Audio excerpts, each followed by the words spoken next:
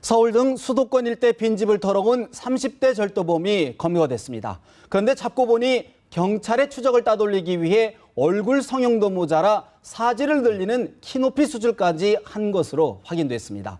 그런가 하면 광주에서는 여학생들을 상대로 음란 행위를 한 이른바 바바레맨이 잡혔는데요. 놀랍게도 범인은 전과는 물론 학교 행정실에서 근무하는 공무원이었습니다.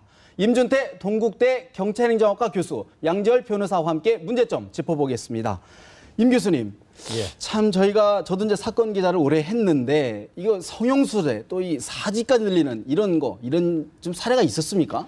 예, 우리나라에서도 좀 과거에 네. 그 뭐 시국 수배자들이 또 불신 검문을 이제 피하기 위해서 막 변장을 한다든지 뭐 이런 사례는 왕왕 있었는데 네. 이렇게 뭐 성형 수술까지 했던 사례는 아주 적습니다. 근데 몇 년 전에 실제 그 범죄자가 자기 어떤 신원을 이제 숨기기 위해서 성형 수술을 했는데 다행히 이제 지문 검색을 통해서 네. 예, 검거된 사례는 있습니다. 그러면 사실은 이게 저희들이 사건팀을 출입할 때 보면 선글라스라든가 입마개라든가 뭐 이렇게 막 가발을 하는 게 오히려 더 효율적일 것 같은데 실제 검거를 한다기 어렵습니까? 이렇게 된다면?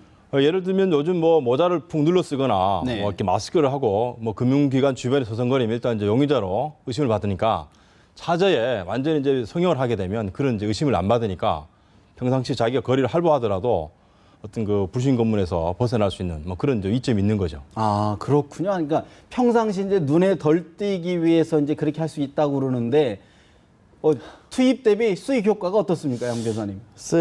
이번에 검거된 범인 같은 경우에는 이제 사지 연장술 하는데 한 3천만 원 정도고 얼굴에 한 네. 1,000만 원 정도에서 토탈 한 5천만 원 정도를 투입을 했고 예. 범행은 5억 3천만 원 가량. 그러니까 2011년 출소 이후에 한동안 잠잠하다가 네. 나타나서 범행을 본격적으로 한 이후에 한 87번 정도를 전국 아파트를 털었다고 하는 거죠. 근데 이게 단순히 얼굴만 바꾼 게 아니라 네. 사지 연장술로 다리를 늘려놓으면 이게 어떤 수술입니까? 사지 연장술이라는 게. 저도 상당히 충격적이었는데요. 아주 쉽게 표현을 하자면 뼈를 조금씩 일부러 상처를 내서 상처를 낸 다음에 다시 늘리고 이런 과정을 거치는데 거의 한 1년 정도 걸리고요. 1년 동안 휠체어 생활을 해야 될 정도이기 때문에 말씀하신 투자라는 표현을 쓸 정도로 굉장히 수고를 많이 한 셈이죠. 근데 이렇게 바꿔놓으면 뭐가 문제냐면 네. 얼마 전에 그 중국인 동포가 살인 그 교사 그러니까 그 어떤 청부 살인을 했던 네. 사람 있지 않습니까? 경찰에서 찾기가 굉장히 어려웠는데 이 사람의 독특한 발걸음 때문에 아마 검거했던 기억이 나실 네네, 겁니다. 맞습니다. 네, 사람이 CCTV에서. 예, 네. 얼굴만 알아보는 게 아니라 그 사람 고유의 행동하는 패턴이나 이런 것들이 있는데 키가 6cm가 차이가 나면요. 수사기관에서 그 사람이었다는 걸 상상할 수가 없게 되는 거죠. 단순히 못 알아보는 정도가 아니라 정말 수사의 실마리 자체가 갑자기 이 정도의 수법을 가진 사람이 어디서 갑자기 폭 나타나나 하는 그런 상황이 되는 거죠. 그렇다면 이번에 검거하게 된, 그럼 예를 들어서 얼굴도 고치고 키도 크게 하고 이렇게 여러 가지를 했는데 그럼 검거할 수 있는 결정적인 단서가 뭐가 된 건가 이번 사건에서는요? 이런 이제 절도범 같은 경우는 이제 상습범인 경우가 많고요. 예. 이제 경찰에서나 또 우리가 전문 용어로 이제 수법범죄라고 합니다. 사실 이제 수법이라고 하는 건 남거든요. 또 이 절도범 같은 경우도 문이 열려 있는데 굳이 열려 있는 문을 열지 않고 창문이나 배관을 타고 들어가는 경우도 있습니다. 그래서 아마 이 범죄자가 그동안 이제 아파트 빈집털이 하는 과정에 특수한 수법들이 계속 아마 누적됐기 때문에 경찰에서는 아마 그 수법 전과자를 중심으로 해서 계속 어떤 용의자를 아마 추적을 해서 이런 게 검거에 이른 것 같습니다. 아, 그러니까 어떤 단건보다는 여러 건이 이제 동시에 비슷한 수법이 있다 보니까 그렇게 검거됐다 그렇게 말씀이신데 양 변호사님, 사실 또 하나 우려되는 게 뭐냐면 이제 아무래도 성형 기술이라든가 아니면 뭐 여러 가지 기술들이 아무래도 발전이 되고 예. 또 쉽게 될 수 있는 계속 그렇게 될 거 아니겠습니까? 그렇죠. 그럴 경우에는 수사가 더 어려워질 가능성이 있을까요? 어떻게 보세요? 충분히 있겠죠. 저는 어딘가에선가 이 뉴스를 접한 어떤 그 상습범들이 네. 나도 얼굴 한번 바꿔봐야겠다는 생각을 하지 않을까 생각이 들어요. 왜냐하면 과거보다 성형수술이라는 것 자체가 굉장히 쉬워졌고 또 공교롭게도 대한민국이 성형 관광으로 올 만큼 성형 기술이 발전한 나라지 않습니까? 그러면 아마 모방범죄 이런 것들이 틀림없이 발전할 거고요. 거기에 맞춰서 경찰도 바꿔나가겠죠. 더 강력한 어떤 증거 채취 기술 같은 게 발전을 할 것이고 지금도 얼마 전에 있었던 그 대치동 할머니 살인 사건 같은 경우에서도 땀방울, 그러니까 범행 도구에 나왔던 땀방울에 섞인 미세한 DNA를 추출할 만큼 또 과학기술도 그만큼 발전하고 있고요.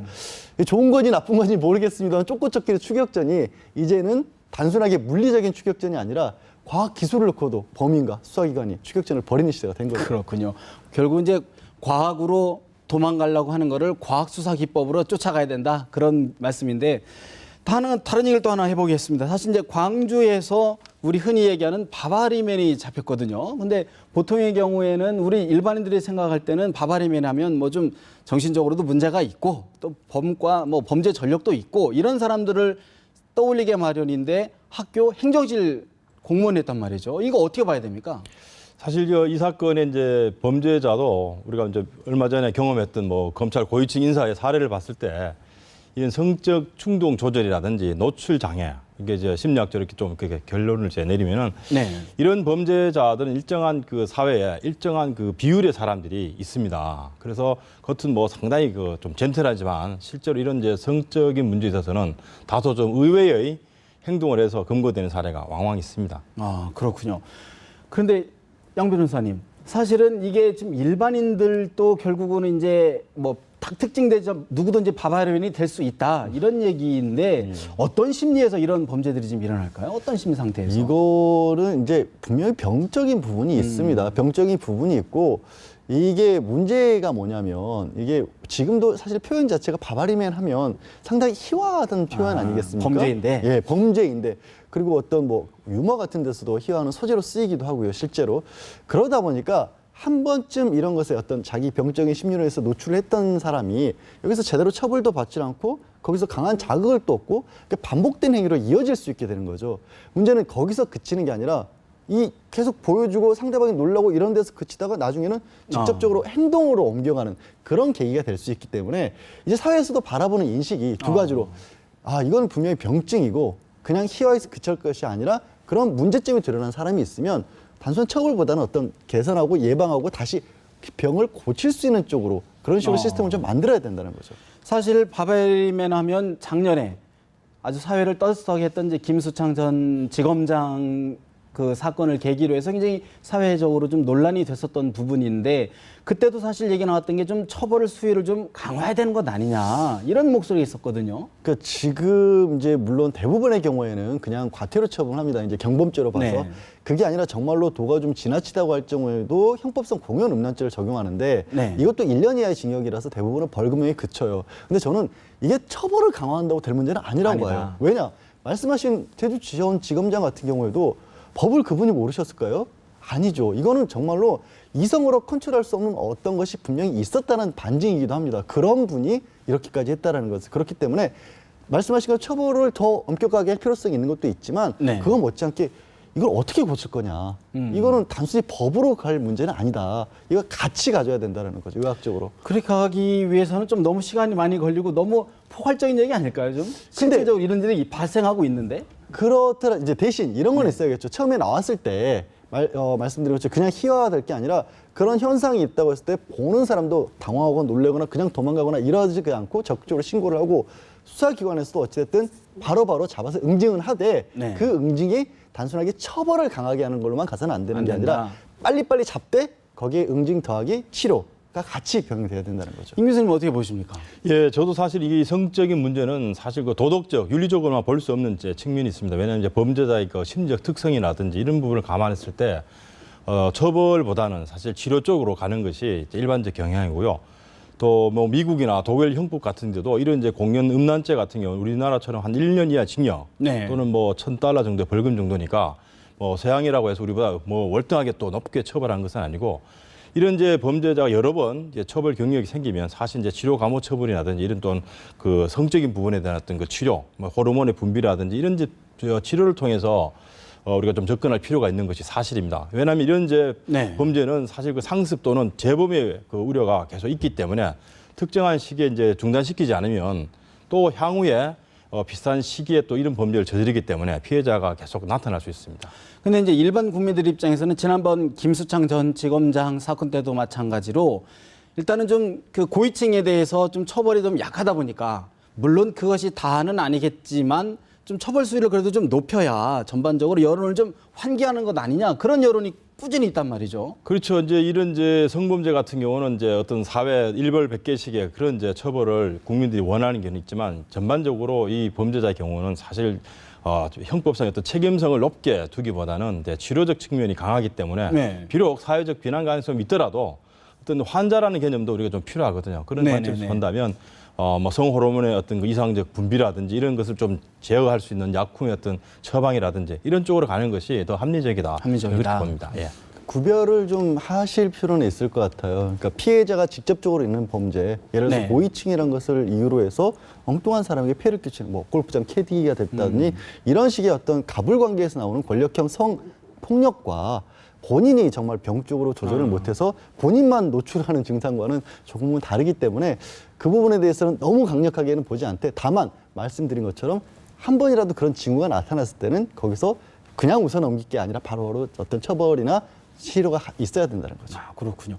그러면 이제 실제로 이제 그런 부분은 이제 우리가 이제 대처 이런 일들이 사실 많단 말이죠. 그러면 예를 들어 이런 일이 현장에 있었을 때 어떻게 이제 대처하는 게 수순입니까, 이게?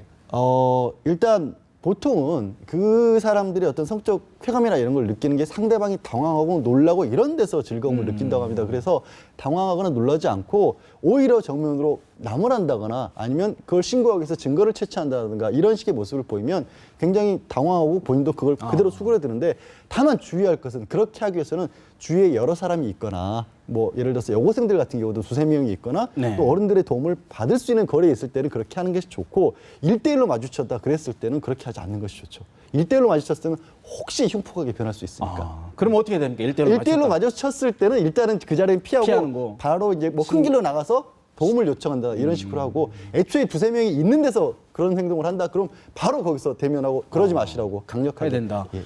근데 임 교수님 보면은 사실은 이제 이런 바바리맨이라든가 성적 피해를 당하는 사람들이 소수자거나 약자란 말이죠. 뭐 여성이라든가 학생이라든가 그렇기 때문에 아까 양 교수님께서 변호사님께 말씀하시는 것처럼 대응하기가 사실 쉽지가 않거든요, 현실에서. 이게 이제 우리나라에서도 이제 여러 가지 통계를 보면 이 바바리맨이라고 이제 불려질 이런 이제 성범죄자들의 대상이에요. 대부분 20대 미만의 청소년들입니다. 뭐 아주머니나 할머니를 대상으로 이런 이제 그 노출을 한 경우는 드물고요. 대부분 이제 10대 중고생의 여학생 이런 이제 특정한 계층을 상대로 자기보다는 상당히 좀 그 저항력이 낙한 그런 이제 피해자를 대상하다 보니까 순간적으로 놀라잖아요. 근데 그 놀라는 상황에서 일종의 좀 성적인 그 뭐랄까 만족감을 느끼는 좀 특정한 유형의 좀 특이한 이제 범죄죠. 그렇다고 네. 본다면 일단 이런 사건들이 많이 알려졌기 때문에 설사 중고생들이 그런 이제 상황을 목격하더라도 너무 이제 흥분하거나 당황하나 이런 이제 기색을 보이게 되면 오히려 이제 범죄자는 거기에 쾌감을 느낄 수 있는 그런 이제 역작용이 생기기 때문에 아까 우리 양 변호사님 말씀하신 대로 조금이라도 이런 사건을 접했을 때는 좀 차분하게 대응할 수 있는 그런 노력이 필요하고요. 가끔 가다가 이렇게 노출만 하는 것이 아니라 특정한 이제 피해자의 경우는 계속 쫓아가서 성범죄로 이어지는 경우도 있습니다. 그래서 그런 부분들은 특히 이제 피해자 차원에서 상당히 그 좀 조심을 해야 될 부분이고요. 가급적이면 현장을 빨리 벗어날 수 있는 그런 이제 그 요령이 좀 필요한 것 같습니다. 그렇군요. 사실 문제가 이게 좀 쉽게 보면 참 쉬운 얘기지만 또 현장에서 부딪혔을 때는 대처하기가 매우 어려운 이야기인데요. 결국은 사회 구조적으로 좀 이렇게 좀 접근해야 될 부분인데 좀 어떻게 한 말씀 재원을 좀 해주시고 마무리했으면 좋겠습니다. 어땠습니까? 글쎄요, 이제 이런 부분들이 어떤 자극이라고 해야 될까요? 그런 것들이 넘쳐나는 사회가 되다 보니까 오히려 그런 병질도 더 강해지고 그것들을 뭐 이렇게 유발되는 것들이 나오고 있기 때문에 사회 환경 분위기 자체가 성적으로 너무나 그 뭐 민감하고 자극하고 이런 것들이 좀 넘쳐나는 걸 좀 자제시킬 필요가 있지 않나. 그래야 좀 그런 어떤 병적 기질을 가지신 분들의 병질도 조금 완화될 수 있겠죠. 그렇군요. 우리 예, 저 같은 경우는 이제 만약에 이런 이제 피해 같은 경우는 사실 이제 집에 와서 뭐 얘기하고 또 자기 친구들끼리 얘기해서 그칠 것이 아니라 적극적으로 신고를 해야 됩니다. 그래서 요즘은 이제 신고할 수 있는 수단이 뭐 핸드폰이나 스마트폰 워낙 잘 돼 있기 때문에 현장을 벗어나서 신속하게 112 신고를 하고 또 범인의 어떤 인상착의를 신속하게 그 고지를 하게 되면 경찰관들이 출동을 할 수 있습니다. 그래서 이런 범죄자들이 좀 신속하게 신고, 그다음에 네. 혹여라도 이런 이제 가족들 중에 이런 이제 처벌 경력이 있다라고 한다면 과감하게 어떤 그 심리적, 좀 정신적과적인 치료라든지 이런 부분들 받는 것이 재범을 우리가 막는 데 도움이 될 것 같습니다. 알겠습니다.